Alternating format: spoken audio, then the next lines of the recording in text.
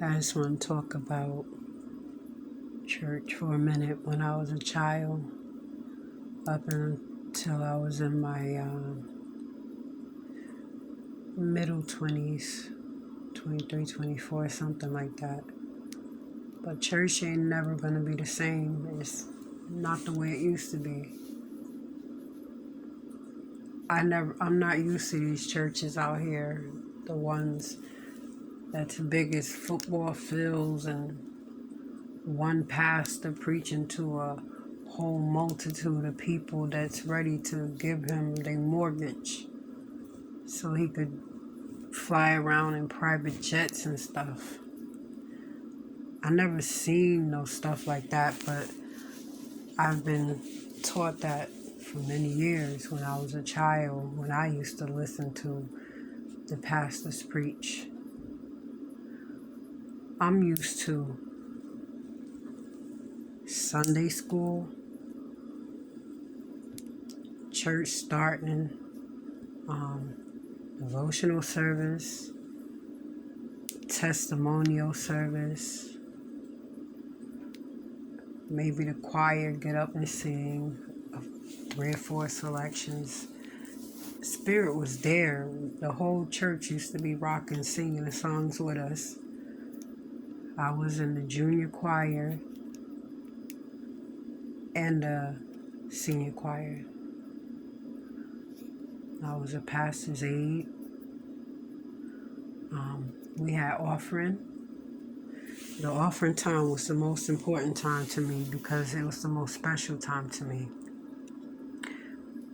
When they used to do offering, you look around when you're a child. That's part of you learning. I mean, I've been in church ever since I knew my own name.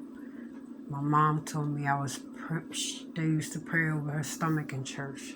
Me and my brothers, and I'm the baby, so that's all I know. And when they did offering, you looking around, you don't see all these 20s, 50s, 20s, 10s, and 5s and $100 bills. Some people, but you don't see all of that. You see dollars going in, change, everything.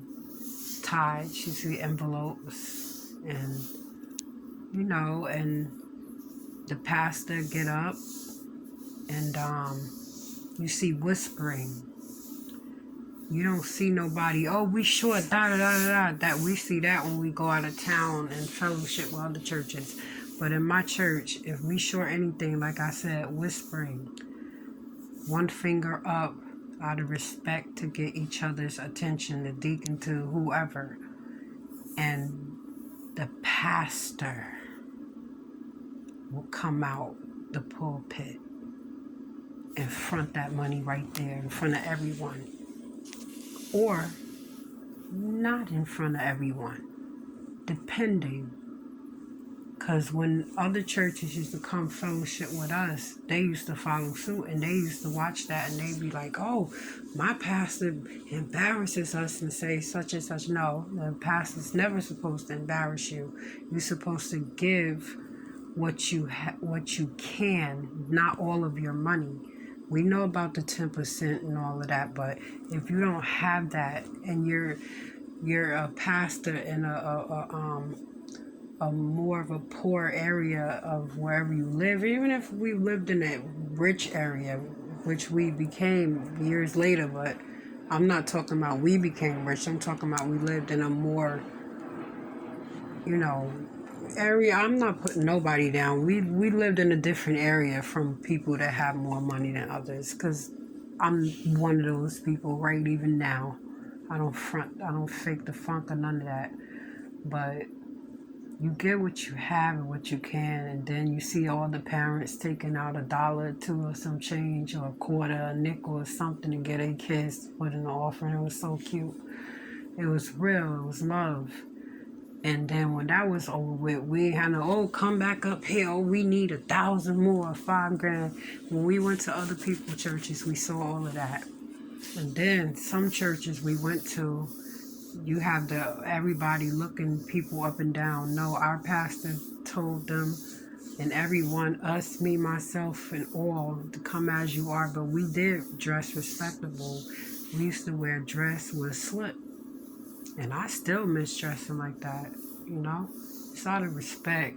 You know, ain't nobody supposed to see your panty line and your bra line and no cleavage and all of that stuff. Some people got a body, you can see it through whatever you wear, like myself, but I still wear a few inches off. You're in church, you ain't trying to find no man. You being counseled on how to through the scriptures. That's why I love my church. My church was called Bible Way. We followed the Bible. We didn't do all that oh, you gotta be like this, you gotta have the biggest hat in church, or you gotta have the nicest girl suit and stuff and all that stuff. We didn't do all of that. You could come there with pants on if that's all you have, sweats, dirty shoes, it don't matter. Ain't nobody looking at you like that. And if we are looking at you like that, our motto is never look down on a man unless you picking him up. Okay? My uncle, he was a gospel celebrity. I'm not even gonna name his group right now because that's very, you know, it just know that Shirley Caesar used to come to our church and practice and stuff like that. I met a lot of celebrities before, you know, I was even over the age of 10. But they, I mean, not saying no names again, she know who we are. Right there in the hood. Yep, by the projects. LL know the area. But all I know is you come as you are. God sees your heart and your soul, and He knows your heart and your soul. And He wants you to be saved from all of this in this world. So let me get back into it. So we used to have